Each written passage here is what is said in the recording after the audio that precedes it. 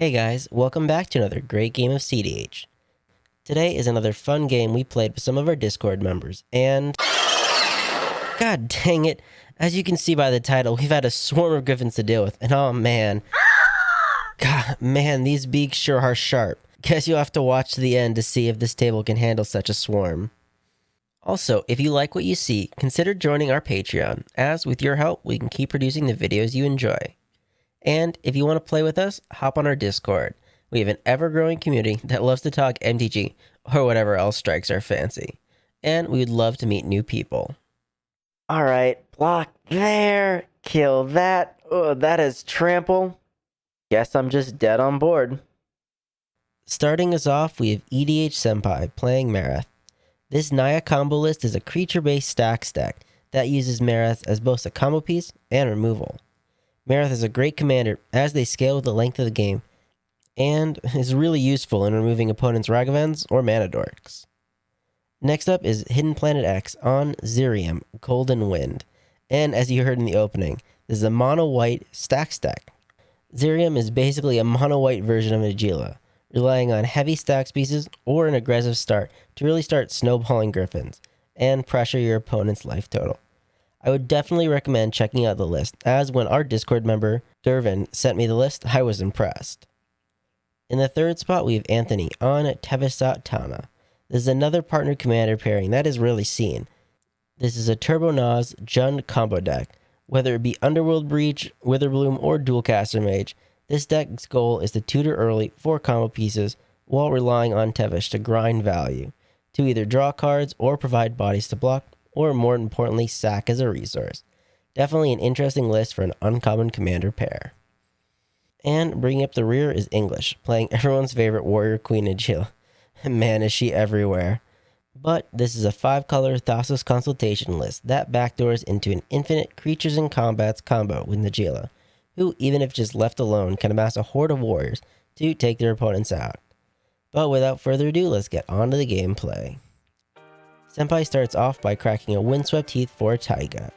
He then taps that for a very blurry Fyndhorn Elves. And yes, Senpai does get back into focus.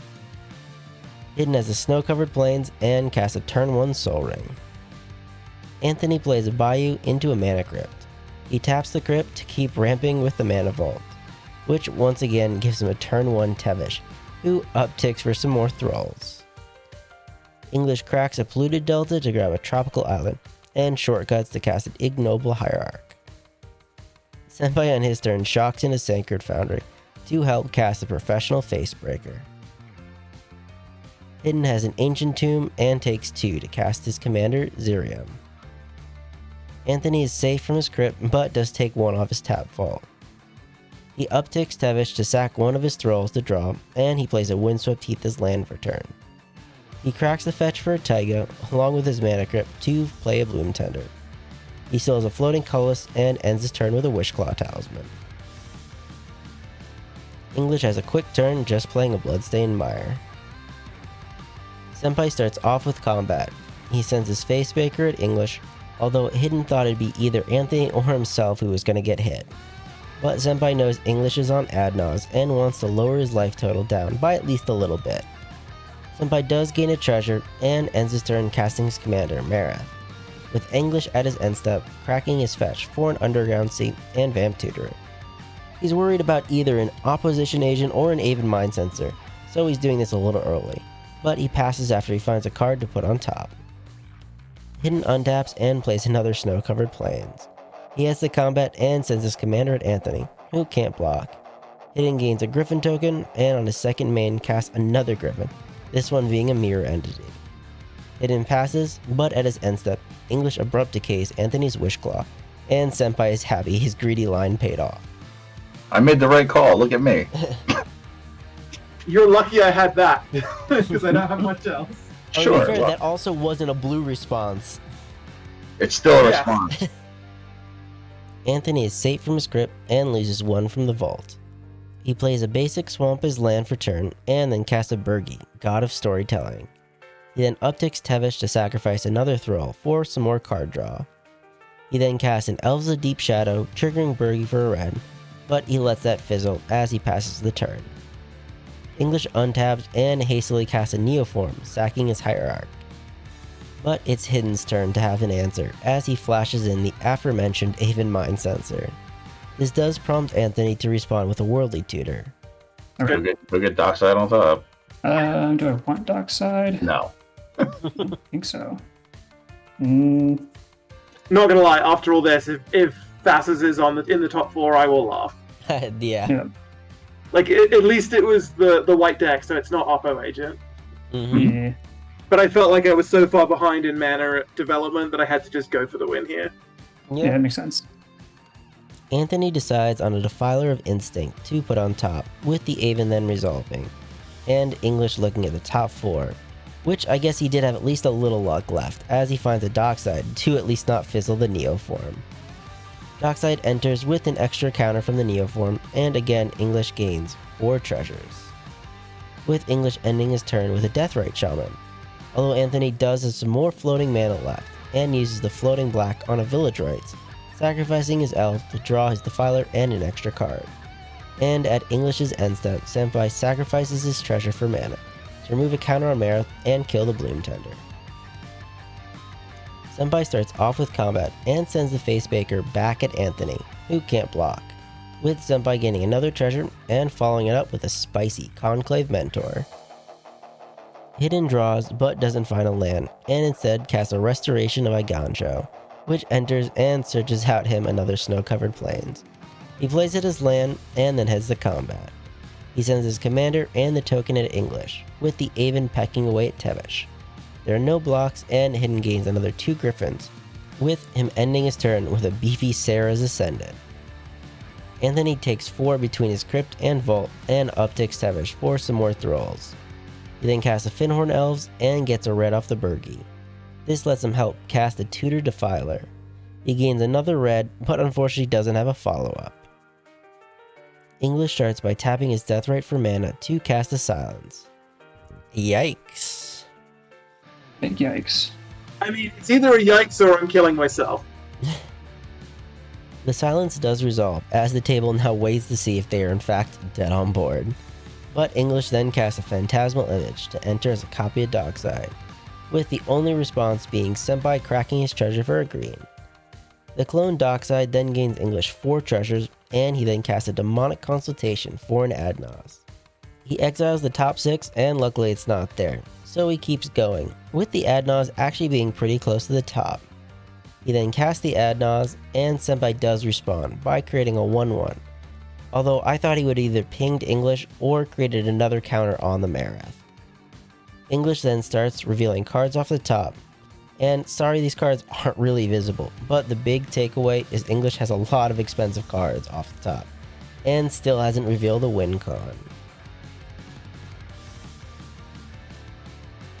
He stops at 1 life, not having found a win con, and is just dead on board with a Marath and a Defiler at the table. English still plays everything out as he plays a Forbidden Orchard and a Mana Crypt. He then casts a Petty Theft to bounce the Mind Sensor, and casts a Diabolic Intent, sacrificing the Deathrite to search his deck to see if he had a 1-mana win con. He then realizes he should have probably gone for a Final Fortune line instead, but he then moves to discard. You better save that counter. Yeah. He's like, yeah. I gotta stop all you and your 0-1 troll army. That's gonna lose at a Griffin fucking door.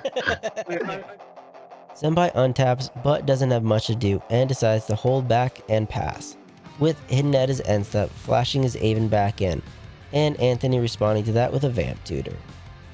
He looks through his library, hopefully finding something good to put on top. That was such a bad Adnos. Yeah, that was one of the worst. Fantastic Adnos. Hidden moves through his turn and draws. He triggers his Restoration for its 2nd lore counter and discards a Blind Obedience to bring it back to the field tap.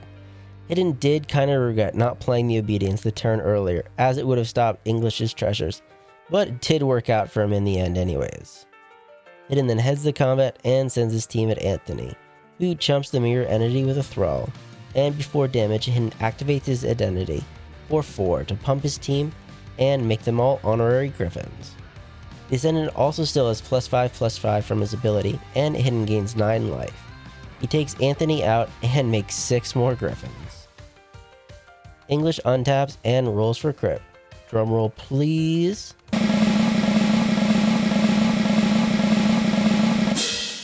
And he dies. Wah wah. Senpai then heads to his turn and ponders if he has an out. He draws and finds a land off the top. He doesn't have a way of stopping the Griffin horde and gives him the game. Game review. Well, confirmed. Griffin best CDH deck ever. But in all seriousness, I do think this deck is pretty good. And everyone underestimates mono white, and especially a mono white non-combo deck. It goes right under everyone's radar. Which is what happened here. No one worried that Hidden was amassing an army, and people were either afraid of either Anthony or English.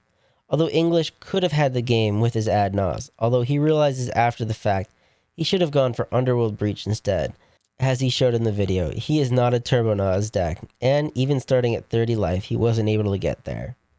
I also think Senpai should have added another counter to Marath instead of creating a 1-1, as he was lacking mana and could have used the counter for removal on Hidden's mirror identity, which sped up Hidden's clock significantly with all those Griffins. But thank you for everyone who played, and catch you guys later. Hey guys, thanks for making it to the end of the video. I just wanted to let you know that we have a TCG affiliate link. And if you ever see a card you want to try or are inspired to brew something new, use our link when purchasing and we'll receive a small portion of the sale. This is a great way to support the channel, and if you enjoyed the gameplay, please leave a like and subscribe, as it really helps us keep making videos. And remember, never give up, even if you're dead on board. I'll see you guys later.